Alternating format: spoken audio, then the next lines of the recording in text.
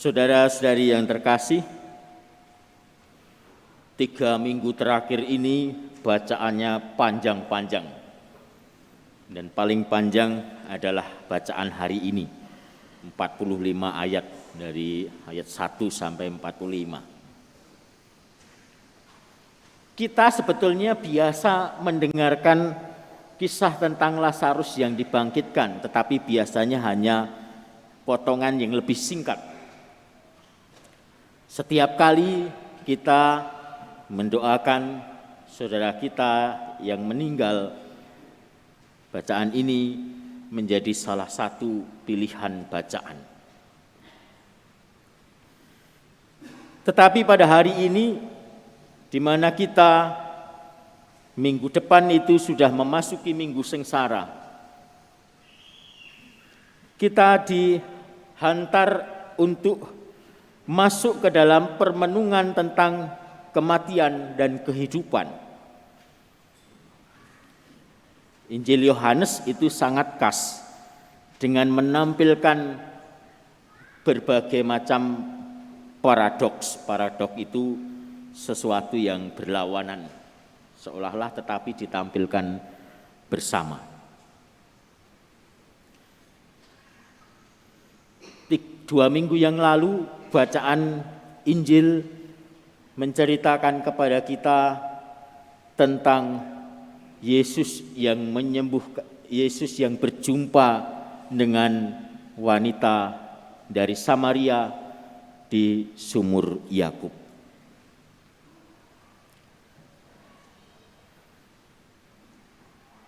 Apa yang ingin dihadirkan dari sana? Perempuan itu tadinya menjauh, kemudian setelah berjumpa dengan Yesus mendekat dengan orang-orang yang biasa dihindarinya. Minggu yang lalu bacaan Injil bicara tentang Yesus yang menyembuhkan seorang yang buta sejak lahir. Di sana mau ditampilkan antara gelap dan terang. Orang yang buta berada dalam keadaan gelap, dan setelah disembuhkan oleh Yesus, dia mengalami terang, melihat cahaya.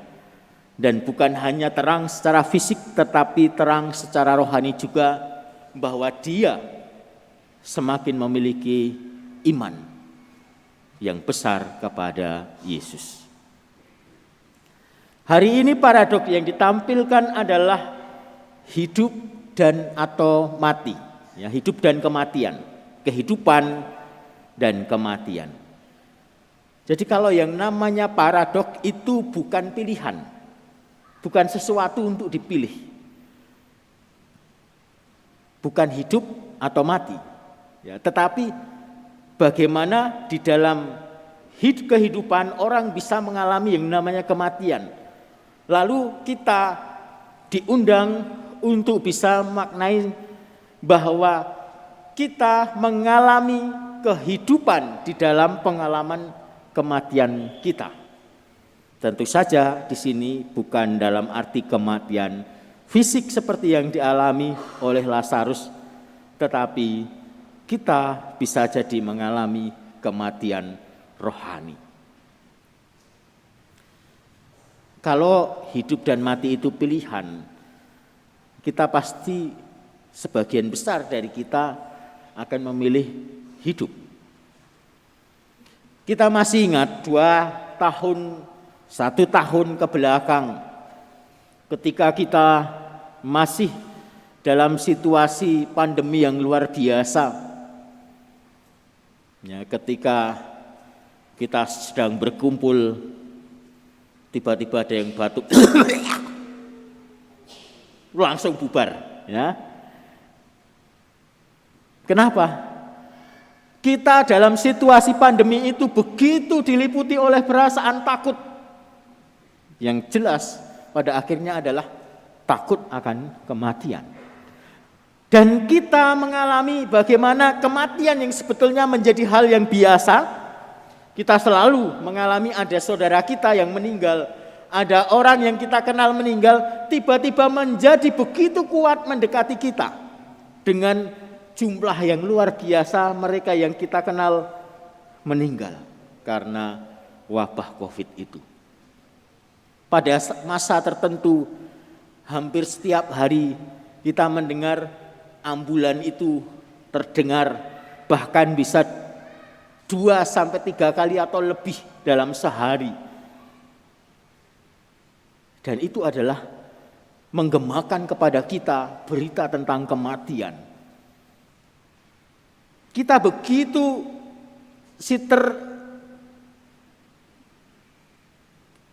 kita terpukau dengan apa yang, dan bahkan ketakutan dengan situasi yang begitu mencekam itu.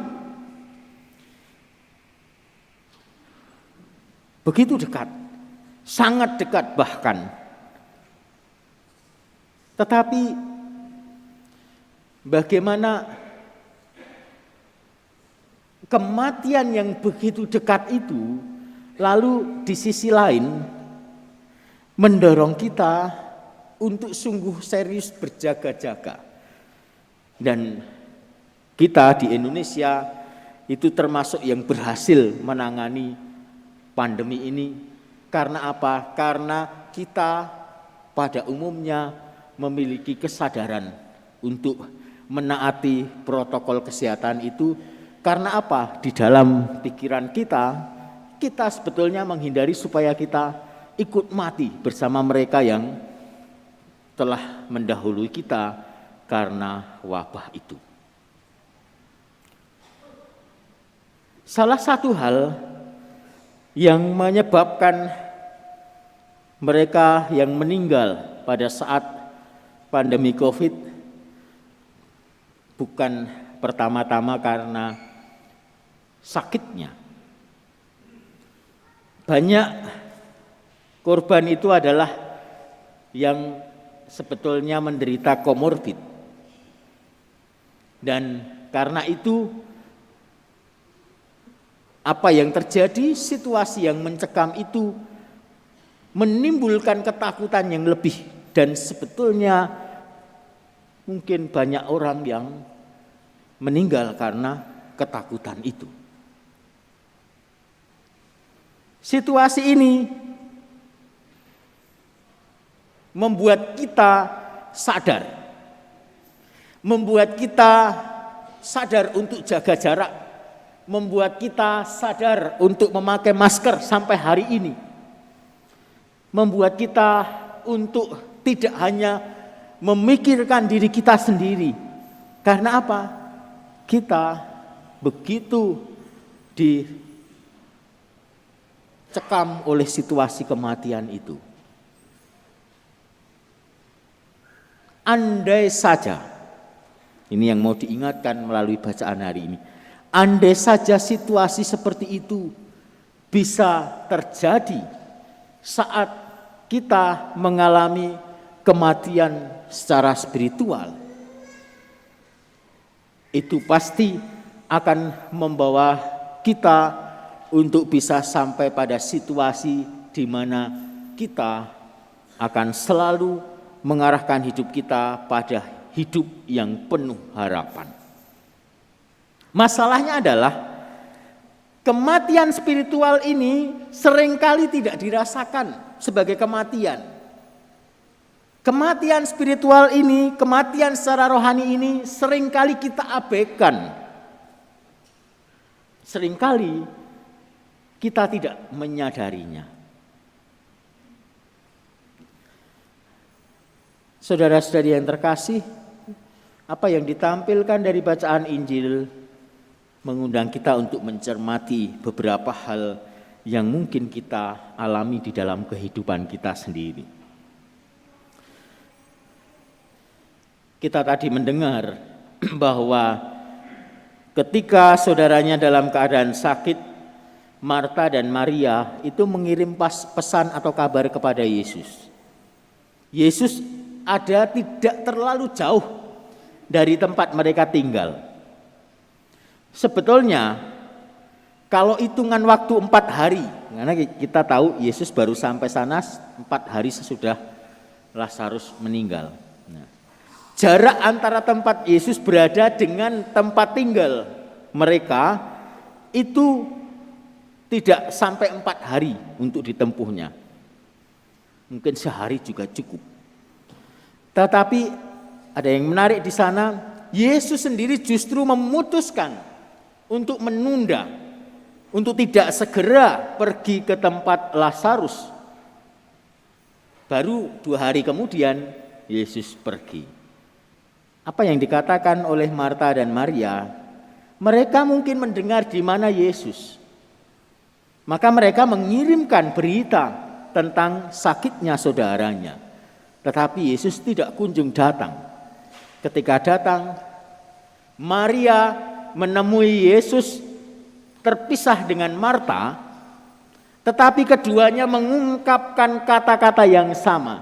Tuhan, seandainya saja Engkau datang, saudara kami pasti tidak mati. Ada pengalaman kekecewaan di sana. Ada pengalaman di mana mereka merasa menyesal situasi itu terjadi tanpa kehadiran Yesus. Tetapi yang menarik adalah Maria dan Marta tidak membiarkan pengalaman kekecewaan itu berubah menjadi kemarahan. Kita bisa mengalami pengalaman kekecewaan. Kecewa itu bisa muncul karena berbagai macam hal. Yang intinya adalah kita berjumpa dengan kenyataan yang tidak sesuai dengan yang kita harapkan. Ketika kekecewaan berubah menjadi kemarahan, itulah yang seringkali menghantarkan kepada kematian. Secara sederhana, kita berbulan-bulan yang lalu itu disuguhi dengan tontonan persidangan kasus Sambo. Ya, bagaimana pada akhirnya memang sudah diputuskan, tetapi ada satu hal kita tidak tahu persis sampai akhir persidangan, tetapi apa yang terjadi, pembunuhan itu adalah dari suatu pengalaman kekecewaan yang dibiarkan berkembang menjadi kemarahan. Dan lalu itu bisa meningkat menjadi dendam, akhirnya orang bisa melakukan yang namanya pembunuhan. Dinamika seperti itu bisa terjadi di dalam diri kita. Ketika kita membiarkan pengalaman kekecewaan berubah menjadi kemarahan. Marta dan Maria tidak. Mereka kecewa iya, tetapi mereka tetap dengan penuh iman menyambut Yesus. Maka meskipun mereka kecewa, mereka tetap percaya kepada Yesus. Dan itulah yang membuka jalan bagi mereka untuk membiarkan Yesus campur tangan dan akhirnya membangkitkan Lazarus, saudara mereka yang telah mati. Satu kata kunci ditampilkan melalui perintah Yesus. Angkat batu penutup makam itu. Lepaskan ikatan-ikatan kainnya. Kita bisa merenungkan, saudara-saudari yang terkasih, hal-hal di dalam hidup kita yang mungkin menghantar kita kepada kematian secara rohani. Apa yang perlu kita angkat di dalam hidup kita? Apa yang perlu kita angkat supaya kita berjalan menuju terang dari yang tadinya berada di dalam kegelapan, seperti Lazarus yang setelah diangkat batu itu keluar dari makam. Mungkin yang perlu kita angkat adalah kekerasan hati kita. Mungkin yang perlu kita angkat adalah kemarahan-kemarahan kecil yang ada dalam diri kita yang bisa berkembang menjadi kemarahan besar. Mungkin yang perlu kita angkat di dalam diri kita adalah perasaan iri terhadap orang lain, kebencian terhadap orang lain. Dan apa yang perlu kita lepaskan dari diri kita? seperti kain-kain yang dilepaskan dari Lazarus yang sudah dibangkitkan oleh Yesus. Mungkin yang perlu kita lepaskan adalah keterikatan kita pada hal-hal tertentu. Prapaskah menjadi salah satu latihan bagi kita untuk melepaskan dari kelekatan-kelekatan. Ya, secara fisik kita melepaskan dari kelekatan makanan yang disukai. Makanan yang begitu kita senangi untuk kita konsumsi, kita melakukan pantang atas itu. Tetapi di balik itu sebetulnya bukan hanya soal mengurangi makan, bukan hanya soal tidak makan apa yang biasanya kita makan, tetapi bagaimana kita itu menjadi sarana bagi kita untuk melatih diri supaya kita melepaskan diri dari kelekatan-kelekatan yang lainnya. Dan kelekatan yang lainnya itu bisa jadi adalah sikap batin kita. Orang yang cenderung egois di dalam dirinya akan selalu melihat segala sesuatu itu dari kacamata keegoisannya, mementingkan dirinya sendiri. Hal-hal yang lain akan dinilai dari itu.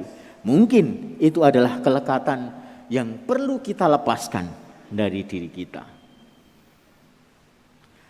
Kebanggaan itu bisa menjadi kelekatan juga. Kebanggaan itu bisa berkembang dari kebutuhan untuk diakui. Setiap orang punya kebutuhan untuk diakui, untuk diapresiasi. Tetapi ketika kebutuhan itu menjadi begitu berlebih, maka kita bisa mengupayakan itu, mencari itu, bahkan dengan cara-cara yang tidak baik. Supaya apa? Supaya diakui. Itu adalah soal kebanggaan. Semuanya itu bisa menjadi kelekatan di dalam diri kita yang membuat kita hidup di dalam kegelapan, di dalam kematian rohani. Maka mari kita mohon rahmat supaya semakin kita memasuki peristiwa sengsara Yesus, kita juga menghadirkan, menyadari, membawa apa yang perlu kita lepaskan, kelekatan-kelekatan di dalam diri, dan apa yang perlu kita angkat, batu yang menghalangi kita untuk melihat terang. Dan tentu saja kita bisa melakukan itu tidak dengan mengandalkan kekuatan kita sendiri. Bacaan pertama dan bacaan kedua mengingatkan kita akan semangat yang mesti dibangun, yang disadari. Janji Tuhan, aku akan memberikan rohku supaya kamu hidup. Bacaan kedua, kita yang mengimani Yesus dijiwai oleh roh Yesus yang membuat kita juga mengalami hidup. Bagaimana pikiran dan hati kita biarkan didominasi oleh roh Allah dan tidak didominasi oleh kelekatan-kelekatan di dalam diri kita. Tuhan memberkati.